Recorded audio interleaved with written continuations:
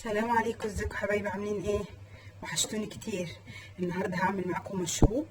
طبعا الجو ساقع، عايزين حاجه تدفينا وحاجه ما تزودش وزننا وبتحرق الدهون.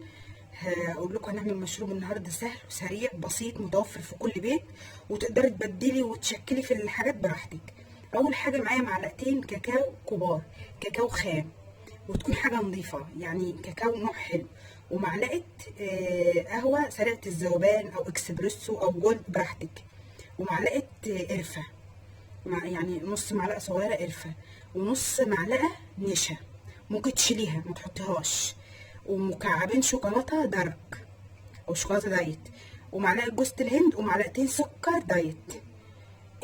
عايزه تعمليها كيتو، هتشيلي النشا وتحطي مكعب زبده صغير، ومعايا نص كوبايه لبن ونص كوبايه ميه. واللبن لو انت هتعملي المشروب ده كيتو تحطي كريمه، ربع كوبايه كريمه او معلقتين كريمه كبار ومكعب زبده صغير عشان الكريمه بتبقى دسمه شويه.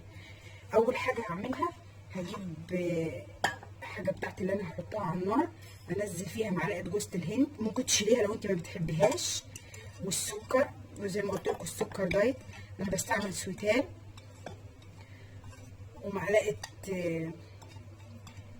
قرفه، ومعلقه قهوه اكسبريسو، قهوه خضراء لو عندك قهوه خضراء مطحونه بتبقى حلوه جدا وبتعلي الحرق جدا جدا القهوه الخضراء، ومعلقتين كبار كاكاو، كاكاو نوع نضيف، وما يكونش الكاكاو فيه سكر، كاكاو خام من غير سكر. كله كده انزله على بعضه. نص كوبايه لبن كامل الدسم مش خالي الدسم، ونص كوبايه ميه، واروح بالمكونات بتاعتي دي كلها على النار. طبعا عايزاها يعني عايزه سكر اكتر من كده حطي براحتك، دي حاجه ترجع لك انت. تعالوا نروح على النار، وده حبايبي البتاع بتاعي على النار اهو، اقعد اقلب فيه كده عشان الشوكولاته ما تلزقش من تحت. هو ما بياخدش وقت، سريع مغذي جدا وبيشبع جدا. لو انت بالليل وعامله دايت وجعانه ممكن تعمليه، الصبح ما تجيش نفسك تاكلي حاجه وعايزه تشربي حاجه سخنه، تعمليه تشربيه، هيقفلك لحد نص اليوم او لحد وجبه الغداء، وصحي ومفيد، وما نبقاش حارمين نفسنا من حاجه. نفسي في حاجه سخنه اشربها، مشروب حلو. وبره بيعملوها الحاجات دي وبتتباع بالشيء الفلاني. ممكن لو انت مش عامله دايت وتشربيه، تحطي عليه كريمه، تحطي عليه اي حاجه انت عايزاها، صوص شوكولاته لان هو بيتقل.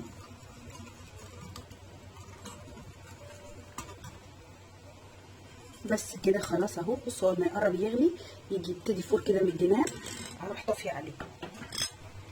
ومعايا قد الكوبايه بتاعتي، طبعا ممكن تعمليه كل يوم وتشربي منه كل يوم.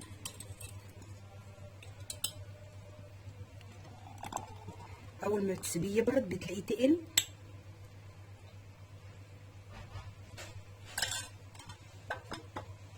اتمنى يا رب وصفتي تكون عجبتكم وجربوها. اسيبكم في رعايه الله، والسلام عليكم.